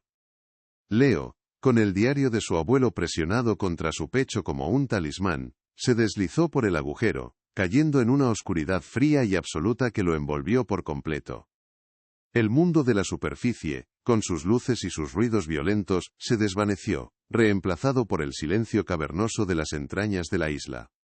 Elena lo siguió un segundo después, moviéndose con una agilidad felina que contrastaba con la torpeza de Leo. Aterrizó a su lado con un ruido sordo, encendiendo al instante una pequeña pero potente linterna que llevaba sujeta a la muñeca. El haz de luz cortó la negrura, revelando un túnel estrecho y bajo, con paredes de tierra y roca que rezumaban una humedad helada. El aire era pesado, difícil de respirar, y el único sonido era el goteo constante del agua filtrándose por las grietas, un metrónomo macabro que marcaba el tiempo de su huida. Sobre sus cabezas, el ruido de las redadas se oía ahora como un trueno sordo y lejano.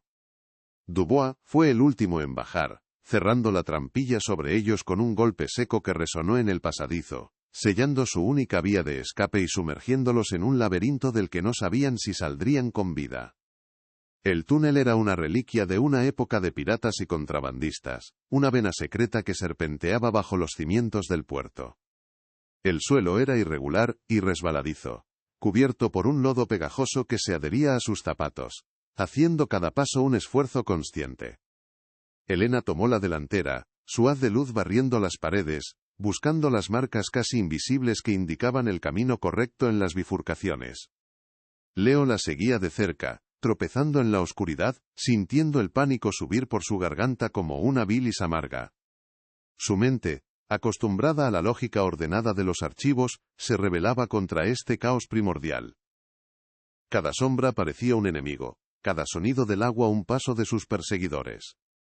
Esta no era una investigación académica, era una lucha visceral por la supervivencia, y se sentía terriblemente incapacitado para ella. Por aquí, susurró Elena, su voz tensa pero firme, señalando un pasadizo aún más estrecho que se desviaba a la izquierda. Tuvieron que avanzar de lado, con las espaldas rozando la roca fría y húmeda.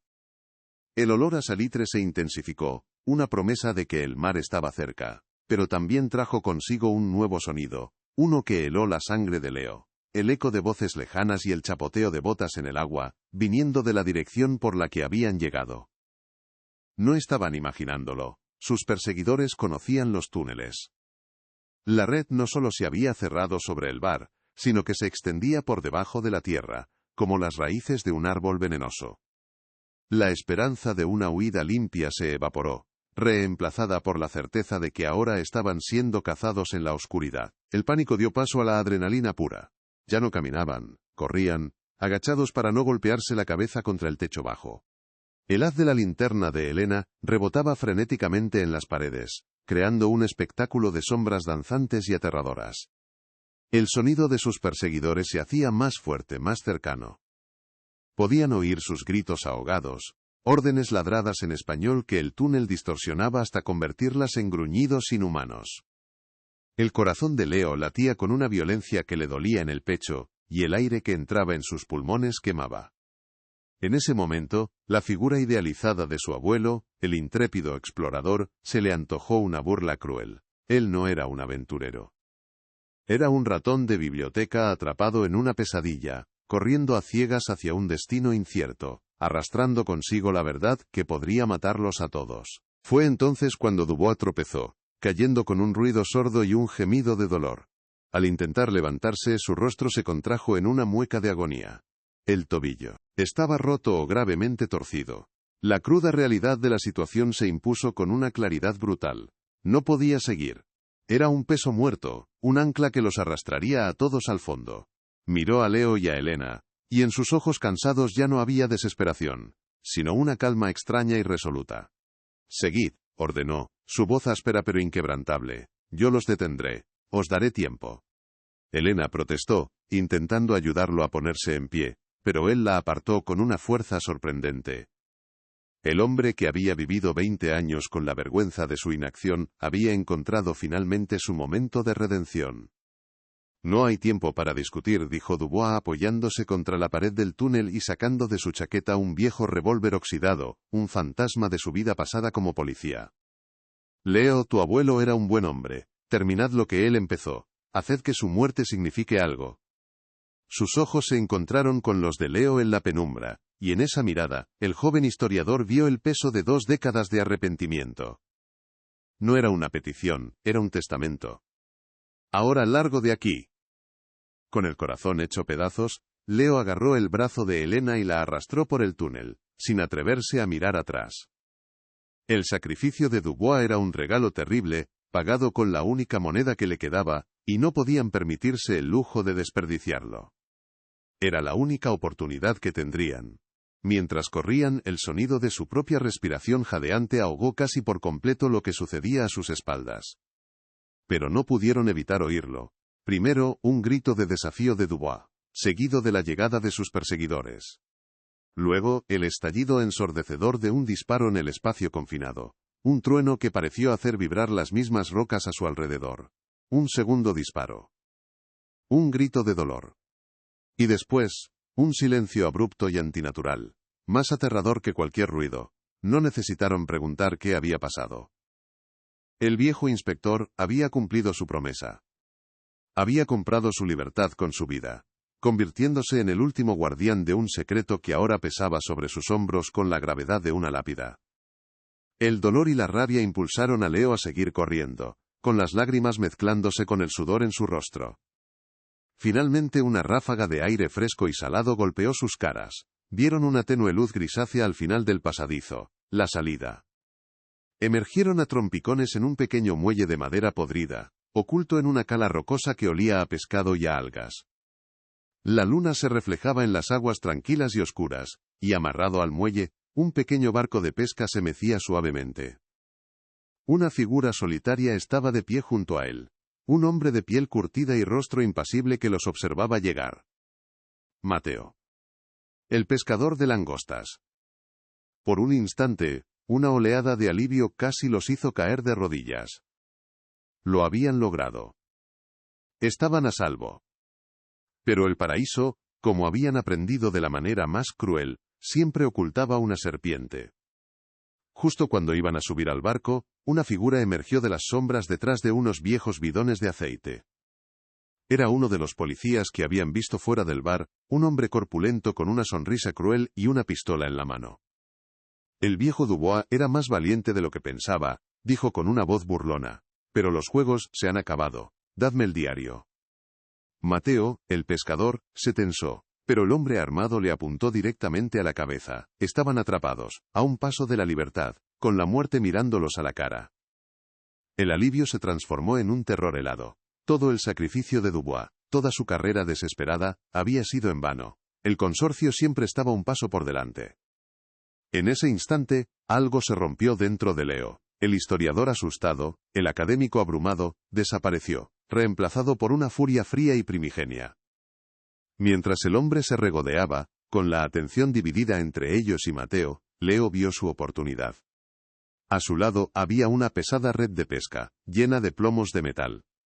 Sin pensarlo, con un grito que era una mezcla de rabia y dolor, la agarró y la lanzó con todas sus fuerzas contra el matón. El hombre, sorprendido, levantó los brazos para protegerse, y la pistola se desvió por un segundo. Fue todo lo que Elena necesitó. Se lanzó hacia adelante como un resorte, golpeando la mano del hombre con una llave de hierro que había cogido del suelo del muelle. La pistola cayó al agua con un chapoteo. La lucha fue breve, brutal y desesperada. El hombre era más fuerte, pero ellos eran dos, impulsados por la adrenalina y la voluntad de sobrevivir. Leo, en un acto de pura desesperación, lo empujó con todo su peso hacia el borde del muelle. El hombre perdió el equilibrio sobre las tablas podridas, sus brazos agitándose en el aire antes de caer hacia atrás en el agua oscura con un grito ahogado. No esperaron a ver si salía a la superficie. ¡Vamos!, gritó Elena, empujando a Leo hacia el barco. Mateo ya había cortado las amarras y estaba arrancando el viejo motor diésel, que cobró vida con un rugido estruendoso que rompió el silencio de la noche. La pequeña embarcación se alejó del muelle a toda velocidad, dejando atrás el túnel, el cuerpo de Dubois, y el último vestigio de su inocencia. Mientras el barco se adentraba en mar abierto, cortando las olas oscuras, Leo miró hacia atrás. La isla de San Cristóbal se convertía en una silueta negra contra el cielo, que empezaba a clarear, sus luces parpadeando como estrellas moribundas. Habían escapado, pero el precio había sido terrible. Sostenía el diario de su abuelo con las manos temblorosas. Las páginas de cuero, ahora manchadas con el lodo del túnel, y la sangre de su propia lucha. Ya no era solo la historia de un asesinato, era el testamento de dos hombres, su abuelo y Dubois, que habían muerto para que esa verdad saliera a la luz. El Caribe ya no era un paraíso de postal, sino un cementerio. Y mientras el sol comenzaba a salir en el horizonte, tiñendo el mar de un rojo sangriento, Leo supo que la huida no había terminado. Solo acababa de empezar, y el próximo destino era Londres. El viaje de regreso a Londres fue un borrón de agotamiento y paranoia. Mateo el pescador, los dejó en un puerto de carga en las Bahamas, desde donde tomaron un vuelo bajo nombres falsos que Elena consiguió a través de un contacto del mercado negro de la arqueología. Cada rostro en el aeropuerto, cada uniforme parecía una amenaza. La vibrante y caótica Londres que Leo había dejado atrás ahora se sentía como una jaula de acero y cristal. Un laberinto donde los agentes del consorcio podían estar acechando en cada esquina. Ya no eran un historiador y una arqueóloga. Eran fugitivos, portadores de un secreto que valía más que sus vidas. Su primer y único objetivo era encontrar al abogado de Arthur, Alistair Finch, la última pieza del rompecabezas que su abuelo había dejado estratégicamente en el tablero de juego hacía 20 años, esperando que la sangre, como había predicho, finalmente guiara a alguien hasta él. Localizaron el antiguo bufete de Alistair Finch, en el corazón del Distrito Legal de Londres, pero el nombre en la placa de latón había sido reemplazado por el de una corporación multinacional de abogados. Con el pretexto de una investigación académica sobre jurisprudencia marítima de los años 80, consiguieron una breve audiencia con uno de los socios más antiguos. El hombre recordaba a Finch, describiéndolo como un abogado brillante, pero que se retiró prematuramente tras una tragedia personal. No había registros del paquete de Arthur Vance. Las pertenencias personales de los socios jubilados se les devolvían o se destruían. El socio les dio la última dirección conocida de Finch, una remota casa de campo en Suffolk, añadiendo con un tono de advertencia que Finch no recibía visitas. La esperanza que los había impulsado a cruzar el Atlántico comenzó a desvanecerse, reemplazada por la gélida sensación de haber llegado a un callejón sin salida. La casa de Alistair Finch era un reflejo del hombre que vivía en ella, aislada, rodeada por un muro de piedra cubierto de hiedra y protegida por un aura de profunda desconfianza. Cuando Leo y Elena llamaron a la puerta, un hombre anciano, frágil y con unos ojos que parecían haber visto demasiados fantasmas, entreabrió apenas lo suficiente para mirarlos con recelo. Al oír el nombre de Arthur Vance, su rostro se contrajo en una máscara de pánico, y trató de cerrarles la puerta en las narices. Desesperado, Leo interpuso el pie.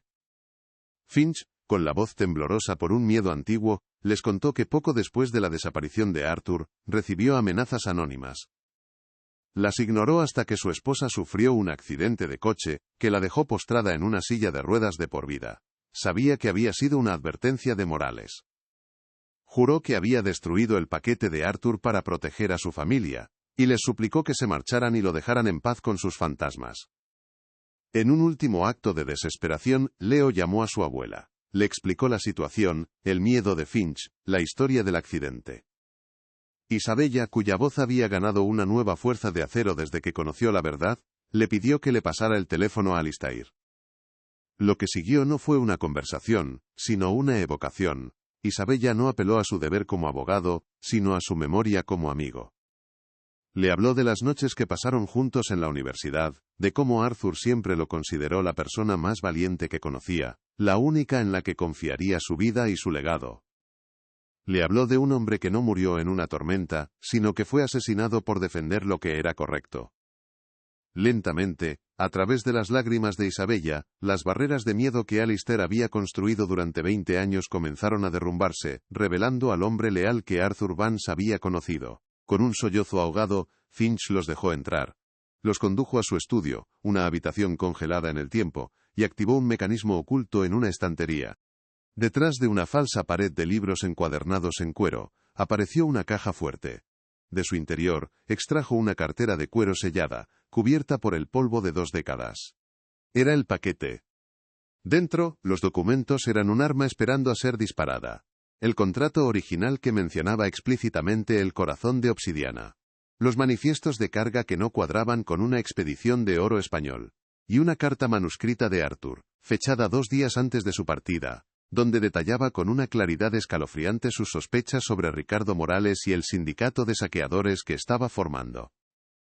No era la prueba del asesinato, pero era la prueba irrefutable del móvil, la base sobre la que se había construido un imperio de sangre y mentiras. Los documentos eran devastadores para la reputación de Morales, pero carecían de la prueba definitiva que lo vinculara directamente con los asesinatos. Fue Elena, examinando el contrato con su ojo entrenado para los detalles, quien encontró la siguiente pista. Señaló el nombre de una empresa fantasma registrada en Panamá, Nautilus Holdings S.A., utilizada por Morales para canalizar los fondos de la expedición. Para la mayoría, sería un detalle sin importancia, pero para Leo, el historiador de datos, era una puerta abierta. Utilizando las credenciales de un amigo académico, obtuvieron acceso a bases de datos financieras internacionales desde la seguridad de una biblioteca universitaria. Durante horas, siguieron el rastro del dinero, un laberinto digital de transferencias y cuentas en paraísos fiscales, buscando una sola transacción anómala que rompiera el patrón. Y entonces, la encontraron. 3 días después de la fecha oficial de la desaparición de El Vagabundo, Nautilus Holdings S.A. había realizado una transferencia de $5 millones a una cuenta vinculada a una empresa de seguridad privada con sede en Sudáfrica. Una compañía conocida en los círculos de inteligencia por ser una fachada para un grupo de mercenarios de élite. La fecha de la transacción coincidía perfectamente con el avistamiento del yate de Morales por parte del informante de Dubois. La imagen se completó con una claridad brutal. Morales no había contratado a una tripulación, había contratado a un escuadrón de la muerte. Los $5 millones no eran una inversión, eran el pago por la eliminación de Arthur Vance, su tripulación leal y el hundimiento de todas las pruebas en el fondo del océano. Tenían el arma homicida, y era un registro bancario. El escenario para la confrontación final se presentó por sí solo, la gala anual de la Fundación Océano, el evento filantrópico más prestigioso del año, organizado por Ricardo Morales en el Gran Salón del Museo Marítimo Nacional. Era el clímax de su carrera, la noche en que consolidaría su imagen de benefactor global. Elena utilizó a un contacto en el periodismo de investigación, un reportero que le debía un favor por una historia sobre el tráfico de antigüedades, para conseguirles acreditaciones de prensa. Su plan no era una confrontación física sino una ejecución pública. Mientras Leo se prepararía para hacer la pregunta que lo cambiaría todo, Elena coordinaría la distribución simultánea del dossier completo a todos los medios de comunicación presentes, asegurándose de que la historia explotara de forma tan masiva e incontrolable que el poder y el dinero de Morales no pudieran contenerla. En medio del lujo opulento de la gala, Ricardo Morales subió al escenario, bañado por la luz de los focos. Con una sonrisa paternalista, comenzó su discurso, hablando de la importancia de preservar la historia que yace bajo las olas. Y entonces, con una hipocresía que helaba la sangre, rindió homenaje a la memoria de su querido e intrépido amigo, Arthur Vance, un hombre que dio su vida por su pasión. En ese preciso instante, desde el fondo de la sala, entre el grupo de periodistas, Leo levantó un micrófono. Su voz, amplificada por los altavoces, resonó en el silencio expectante. Señor Morales, ¿podría explicar a este auditorio por qué su empresa, Nautilus Holdings, transfirió $5 millones a un conocido grupo de mercenarios 3 días después de la muerte del hombre al que llama su amigo? El efecto fue instantáneo y cataclísmico. Un silencio atónito se apoderó de la sala antes de que estallara el caos. Mientras la pregunta flotaba en el aire, los teléfonos de todos los periodistas en la sala vibraron al unísono al recibir el correo electrónico de Elena con el dossier completo.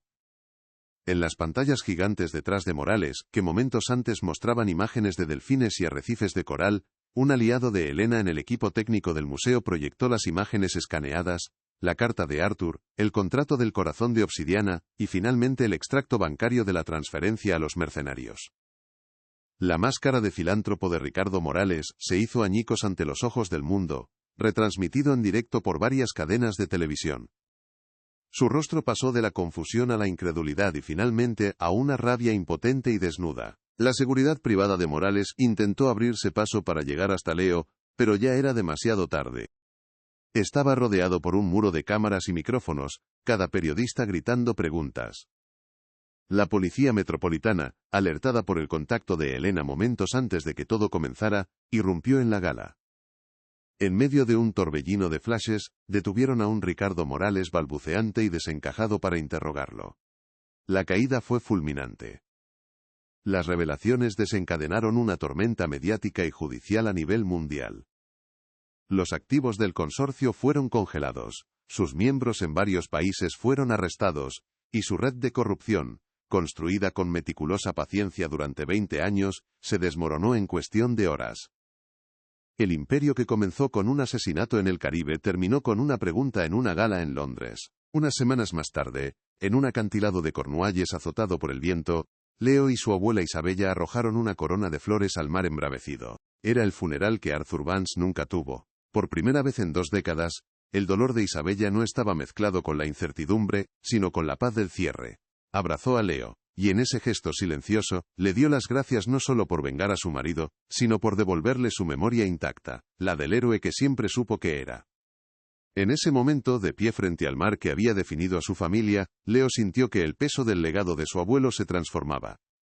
Ya no era una sombra inalcanzable, sino una parte de él, una brújula interna que le había enseñado que la verdadera valentía no reside en buscar tesoros, sino en desenterrar la verdad, sin importar el coste.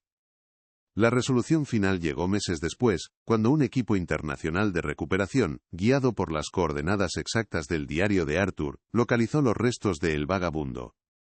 El barco no había sido víctima de una tormenta. Había sido hundido deliberadamente en una fosa abisal a cientos de kilómetros de la ruta oficial. Los cuerpos de Arthur Vance y de los 3 tripulantes que le fueron leales fueron recuperados y devueltos a sus familias para recibir un entierro digno. El corazón de obsidiana nunca fue encontrado, probablemente vendido y desaparecido en las bóvedas privadas de algún coleccionista sin escrúpulos. Pero su propósito, en un giro poético del destino, se había cumplido. No trajo riqueza, sino que actuó como catalizador de la justicia.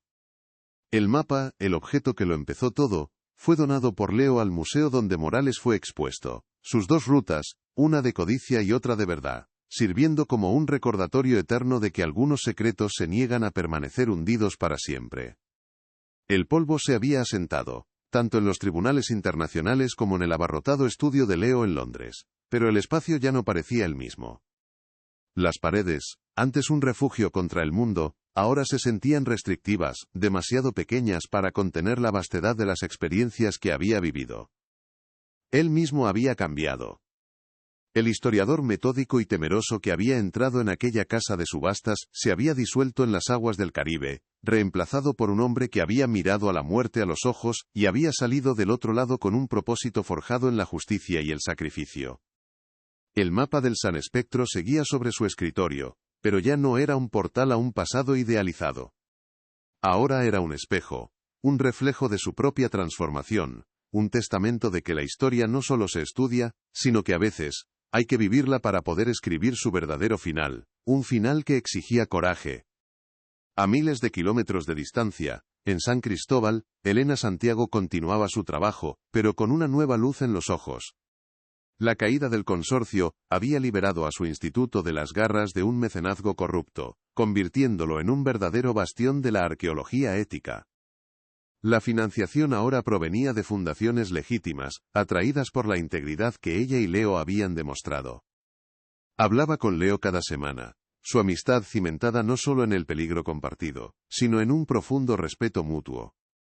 Ella le había enseñado a sobrevivir en el mar, y él le había recordado por qué luchaba, para que las historias de los muertos, ya fueran de un antiguo marinero español o de un cartógrafo traicionado, pudieran ser contadas con honestidad.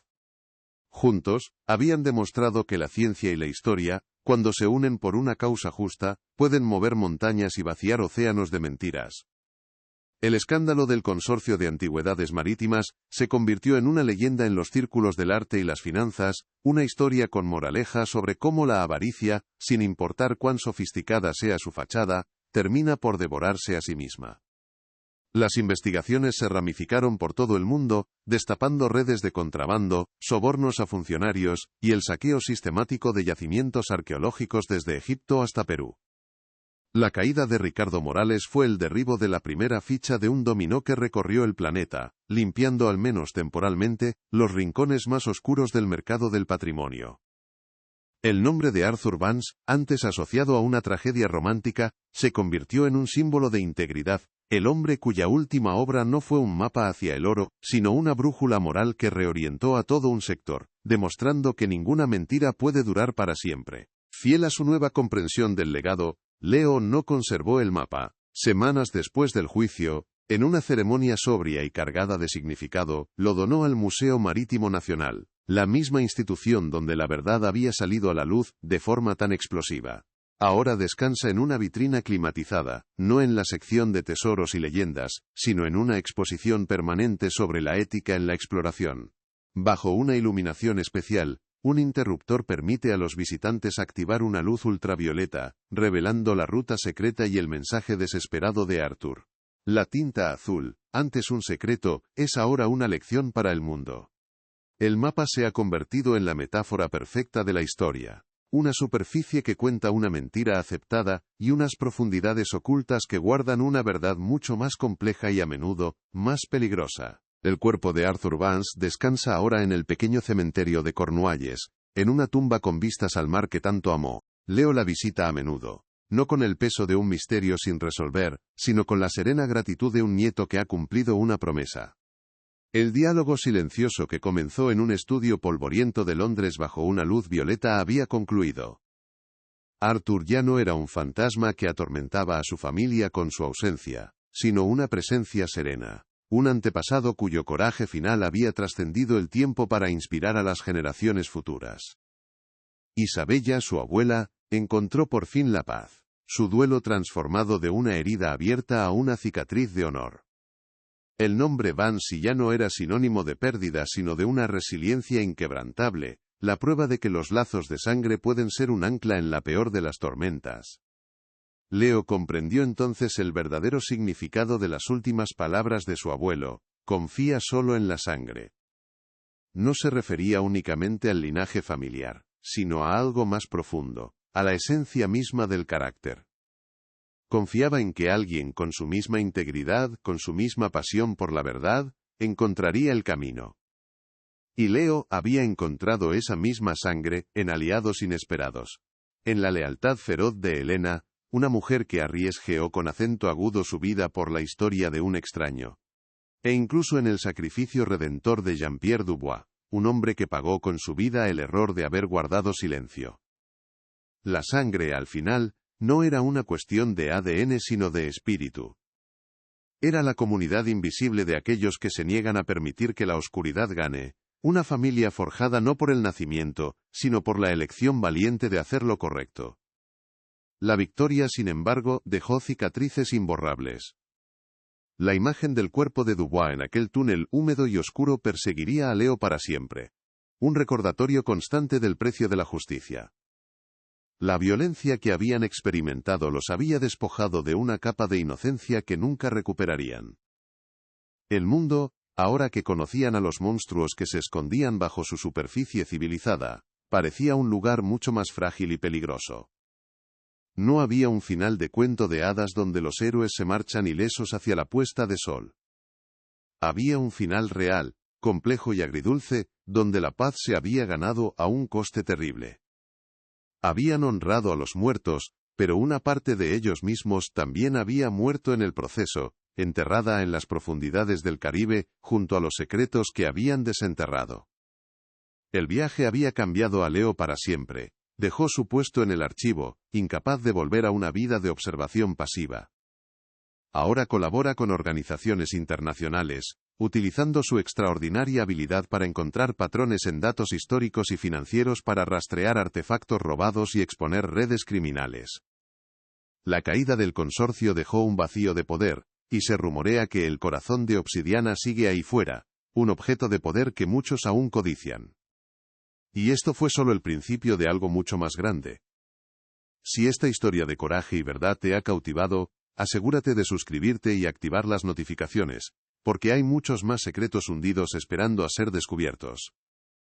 Cuéntanos en los comentarios qué harías tú con una verdad tan peligrosa.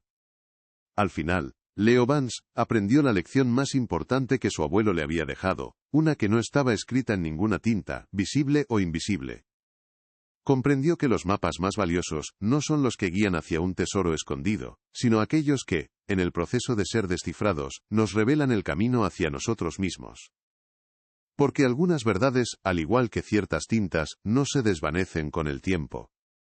Simplemente aguardan pacientemente en la oscuridad, esperando a que la luz adecuada, empuñada por la mano correcta, las haga brillar con una fuerza capaz de cambiar el mundo, demostrando que ninguna tumba puede contener un legado que se niega a ser olvidado.